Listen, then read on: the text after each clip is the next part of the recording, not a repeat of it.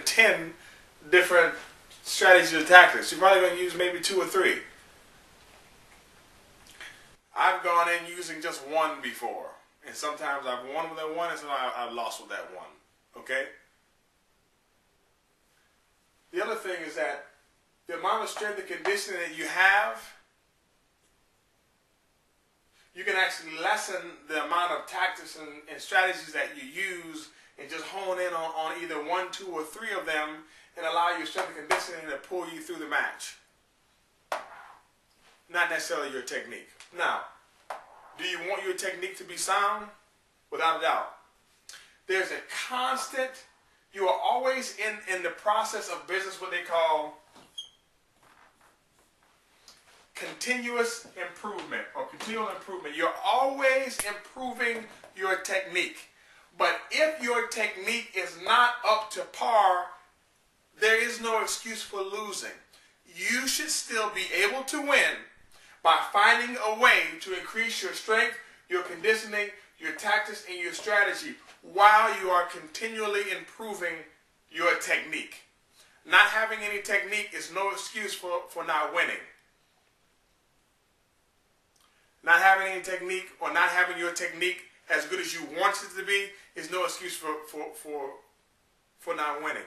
Because at the beginning of a 4-year quad, your technique is not going to be as good or as sharp as it's going to be 4 years later. Why? Because you're going to be able to put in more time, more practice, and more repetitions, and more hours of deep and deliberate practice. So of course your technique is going to get better. But as your technique improves, you should still be able to rely on good quality conditioning, good quality strength, excellent tactics, and great strategy in order to win. Out of all of these things, though, when you look at strength conditioning, techniques, tactics, and strategy, oftentimes you don't meet a lot of people who know how to put together what's called a 5-minute blueprint. A good friend of mine who was my coach at the Olympic Training Center, Eddie Liddy, used to be able to sit down and map out a 5-minute match from start to finish. I've even done some seminars on the anatomy of a judo match where I kind of break down what happens in a judo match psychologically, metabolically, physically, and technique-wise. I've also had a conversation with Andrew Marshanoff about the dead space within a judo match. Andrew Marshanoff, Dr. Marshanoff, if you will, works with the British Judo Association. When I was having a conversation about the dead space in a judo match, he wanted to know where did I know that information from. I told him I just studied a lot of matches. He says because he was surprised because he wrote his dissertation on the dead space within a judo match.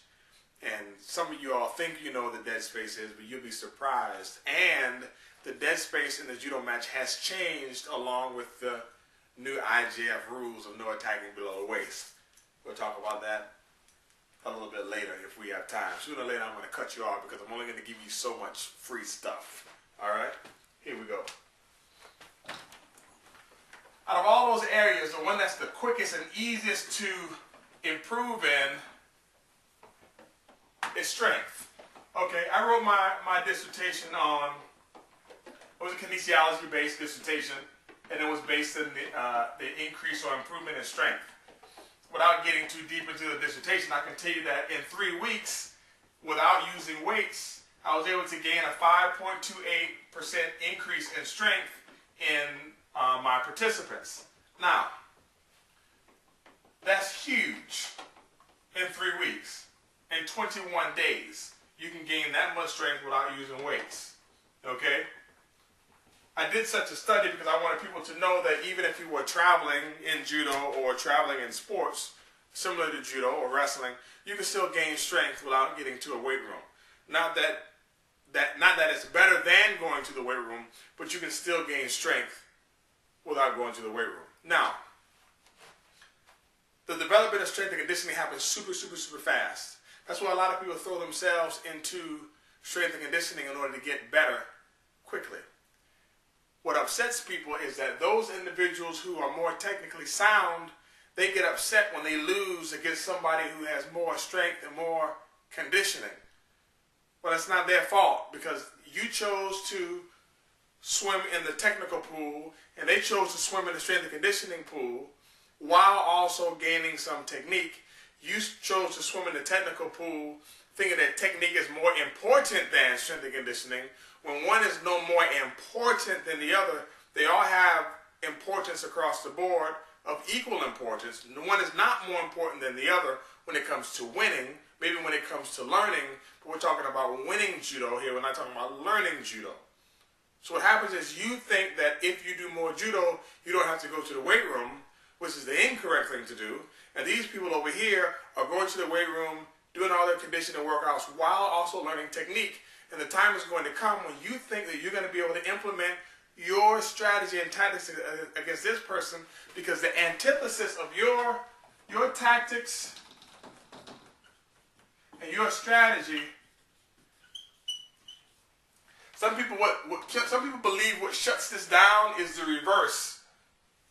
Like somebody's anti-tactics is an anti-strategy for your strategy. No, what shuts this down is this.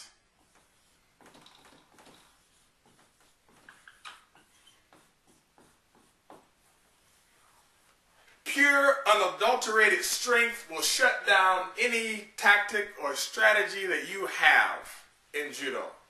I don't care what you write down on a paper or what you plan out. If somebody who is big and strong grabs you, crunches you, and holds you to the point where you can't move, all these things go out the window. You can write it down. You can do whatever you want to. Strength. Period. Now, many people don't want to hear that. Now, there are some individuals who couple strength with technique or technique with strength and do very well. I'm not sure who or what planet some people are living on. Some people were telling me, Kosei anyway, he doesn't, he just does a bunch of judo. Listen. I went to Tokai University. I trained with Kosei Inoue, or Inoue Kosei. I watched him in the weight room. I watched him put 400 pounds on the bar. I watched him power clean, a hang clean. It had to be around 140, 160 kilos. The guy, if you've ever seen the guy with some shorts on, his legs are humongous. Not a weakling at all. Not even close. I worked out in the gym with him and watched him lift weights and run. Behind that Uchimata, believe me when I tell you, there was a lot of strength and a lot of power. Let's continue to move. I know I'm throwing a lot at you, but I'm giving you the condensed version without getting too deep.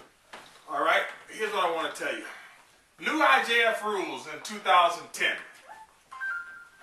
New IJF rules state that you can't grab below the belt. Let's get back to what we're talking about. How does this change everything? I read somebody wrote on some type of forum or board that, oh, it's just a couple of techniques, it doesn't matter. It's just Kuchiki Daioshi, Kataguruma, and Rote guard.